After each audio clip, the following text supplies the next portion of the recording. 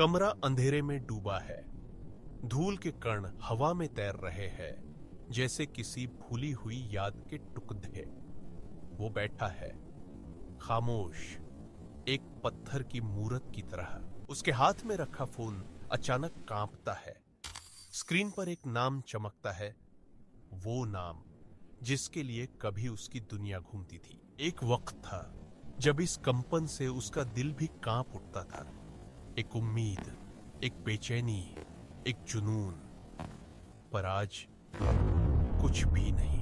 वो स्क्रीन को देखता है और फिर नजरें हटा लेता है, जैसे वो किसी अजनबी भाषा में लिखा कोई शब्द हो जिसका मतलब उसे नहीं पता। तुम सोचती हो वो नाराज है, तुम सोचती हो वो कोई खेल खेल रहा है, तुम्हें सजा दे रहा है। तुम गलत हो। सच्चाई इससे कहीं ज्यादा डरावनी है। सच्चाई यह है कि उसे अब सच में कोई परवाह नहीं। वो स्विच बंद हो चुका है, हमेशा के लिए। पर यहां तक हम पहुंचे कैसे? इस खालीपन की शुरुआत कहां से हुई? चलो वक्त में पीछे चलते हैं, उस दौर में जब वो तुम्हारी दुनिया का सबसे मजबूत स्तंभ बनना चाहता था। याद करो उसके वो लंबे लंबे मैसेज। वो अपनी पूरी आत्मा तुम्हारे सामने रख देता था, हर शब्द में एक उम्मीद के साथ। और तुम्हारे जवाब? ओके के छोटे ठंडे पत्थर जो उसकी उम्मीद के हर नाजुक पंख को तोड़ ढा देते थे। याद करो वो प्लान्स जो वो हफ्तों बनाता था। एक परफेक्ट शाम, एक परफेक्ट लम्हा, सिर्फ तुम्हारे लिए। और तुम्हारा जवाब? शायद देखूंगी, अभी मूड नहीं है। और फिर एक ठंडी हवा का झोंका आता था और उसका बनाया हुआ हर महल ताश के पत्तों की तरह ढह जाता था। वो एक खुली किताब था जिसके हर पन्ने पर तुम्हारी कहानी लिखी थी, और तुमने उस किताब को बस धूल जमने के लिए छोड़ डाल दिया। तुमने उसकी कोशिशों को उसकी कमजोरी समझा, तुमने उसकी मोहब्बत को उसकी जरूरत समझा।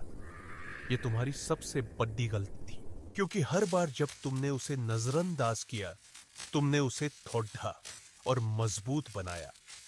हर बार जब तुमने उसका दिल तोड़ा, तुमने उसे उस दर्द का आदी बना दिया। यह गुस्सा नहीं है, यह नफरत भी नहीं है, यह मनोविज्ञान का एक ठंडा कठोर नियम है।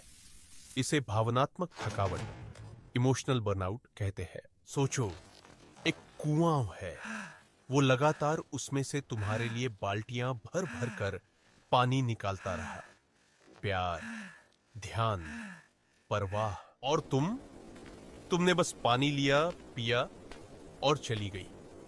तुमने कभी नहीं पूछा कि कुएं में पानी बचा भी है या नहीं। और फिर एक दिन रस्सी ऊपर आई, पर बाल्टी खाली थी। कुआं सूख चुका था, हमेशा के लिए। उसके दिमाग ने आत्म सुरक्षा के लिए एक दीवार खड़ी ही कर ली। दर्द अब उस दीवार से टकराकर वापस लौट जाता है। वो अब सुरक्षित है तुमसे। यह कोई सचेत निर्णय नहीं है, यह एक भावनात्मक सर्किट ब्रेकर का ट्रिप होना है। एक बार जब यह बंद हो जाता है तो इसे दोबारा चालू नहीं किया जा सकता। चलो इसे एक कहानी से समझते हैं। रोहन और प्रिया की कहानी। रोहन की दुनिया प्रिया थी। उसके दिन की शुरुआत प्रिया के गुड मॉर्निंग के इंतजार से होती थी, चाहे वो दोपहर में ही क्यों ना आए। उसने अपने दोस्तों को टाल दिया, अपनी पसंदीदा किताबों पर धूल जमने दी। उसकी सारी ऊर्जा एक ही दिशा में बह रही थी, प्रिया की ओर। प्रिया को यह शक्ति पसंद थी, यह नियंत्रण, यह जानना कि कोई है जो उसके एक इशारे पर अपनी दुनिया रोक देगा। रोहन ने एक बार उसके जन्मदिन के लिए एक सरप्राइज प्लान किया। एक छत पर मोमबत्तियों और उसके पसंदीदा फूलों के साथ वो घंटों इंतजार करता रहा। प्रिया 3 घंटे लेट आई, एक बेपरवाह सॉरी के साथ। उसने मोमबत्तियों को नहीं देखा, उसने मुरझाए फूलों को नहीं देखा। उसने सिर्फ रोहन के चेहरे पर उम्मीद की आखिरी किरण को बुझते हुए देखा और उसे भी नजरअंदाज कर दिया। यही वो रात थी, यही वो महफिल था। कुछ टूटा नहीं, कुछ खत्म हो गया। रोहन घर गया, उसने प्रिया की तस्वीर को देखा और पहली बार उसे कुछ महसूस नहीं हुआ। अगली सुबह रोहन नहीं था, मतलब उसका शरीर वहीं था, पर वो रोहन जो प्रिया का इंतजार करता था, वो जा चुका था। उसने अपने पुराने धूल भरे गैराज का दरवाजा खोला। वहां सालों से बंद पड़ रही एक पुरानी मोटर बाइक थी। उसने उसे ठीक करना शुरू कर दिया। अब उसके हाथ तेल और ग्रीस से सने रहते थे, फोन की स्क्रीन को छूने के लिए नहीं। उसका ध्यान अब इंजन की आवाज पर था, प्रिया के मैसेज टोन पर नहीं। उधर प्रिया ने अपना दिन हमेशा की तरह शुरू किया। उसने रोहन के मैसेज का इंतजार किया, पर वो नहीं आया। दोपहर हुई, शाम हुई। प्रिया को एक अजीब सी बेचैनी होने लगी। वो खालीपन जो वो हमेशा रोहन को देती थी, आज उसे खुद महसूस हो रहा था। उसने मैसेज किया, हे। कोई जवाब नहीं। फिर लिखा, सब ठीक है। खामोशी। पहली बार प्रिया के हाथ में नियंत्रण नहीं था। जिस धागे से वो रोहन को नचाती थी वो अब कट चुका था और उसका सिरा हवा में झूल रहा था। यहीं से जुनून का खेल शुरू होता है। यह कमी का सिद्धांत, स्कैर्सिटी प्रिंसिपल है। जो चीज आसानी से उपलब्ध होती है उसकी कोई कीमत नहीं होती। रोहन का ध्यान हवा की तरह था, जरूरी पर मुफ्त। और जैसे ही वो चीज दुर्लभ हो जाती है उसकी कीमत आसमान छूने लगती है। जब रोहन ने अपनी परवाह वापस ले ली तो तुम्हारा दम घुटने लगा। यह प्यार नहीं है, यह तुम्हारे अहंकार पर लगी चोट है। यह उस खिलौने को वापस पाने की जिद है जिसे तुमने खुद फेंका था। मनोविज्ञान इसे प्रतिक्रिया, रिएक्टेंस कहता है। जब हमारी आजादी या नियंत्रण छीन लिया जाता है तो हम उसे वापस पाने के लिए कुछ भी कर सकते हैं। रोहन की उदासीनता ने तुम्हारी नियंत्रण की आजादी छीन ली। अब प्रिया का दिमाग एक जासूस बन गया।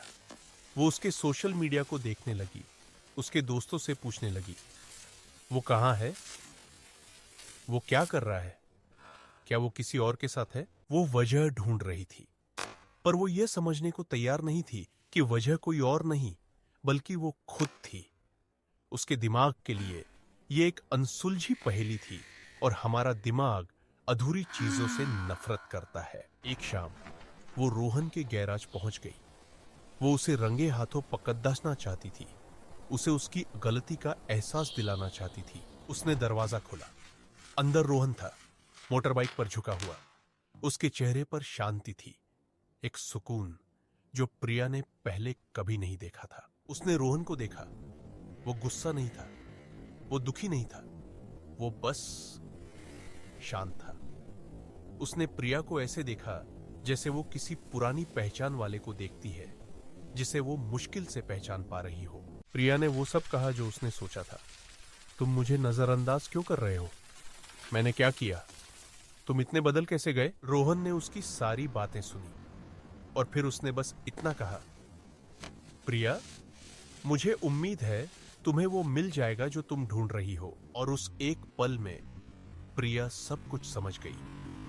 ये कोई खेल नहीं था, ये बदला नहीं था, ये अंत था। वो स्विच जो रोहन के अंदर बंद हुआ था, उसने प्रिया के अंदर जुनून और पछतावे का एक ऐसा स्विच चालू कर दिया था जो शायद अब कभी बंद नहीं होगा। तो जब एक मर्द सच में परवाह करना बंद कर देता है, वो कोई चाल नहीं चल रहा होता, वो टूट चुका होता है। और उस टूटने की प्रक्रिया में वो अनजाने में शक्ति का सबसे बद्धा हथियार हासिल कर लेता है, उदासीनता। तुम्हारी बेचैनी, तुम्हारा जुनून, ये उसकी जीत नहीं है, ये तुम्हारी अपनी भावनात्मक खोखलेपन का प्रतिबिंब है। तुमने उसे तब तक नहीं चाहा जब तक तुमने उसे खो नहीं दिया। और यही इस अंधेरे मनोवैज्ञानिक खेल का सबसे दुखद सच है। वो आगे बढ़ा चुका है और तुम बस उस खामोशी में अकेली रह गई हो जो कभी उसकी आवाज से भरी थी।